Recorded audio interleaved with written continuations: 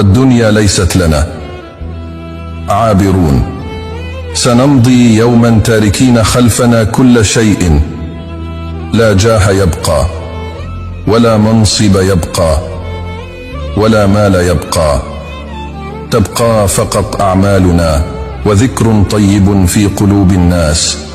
يقول ابن القيم رحمه الله: عليك بطريق الحق، ولا تستوحش لقلة السالكين، وإياك وطريق الباطل، ولا تغتر بكثرة الهالكين.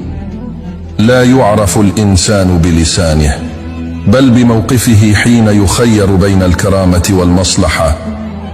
تذكر، الحياة تمتحنك، لكنها لا تجامل أحدا.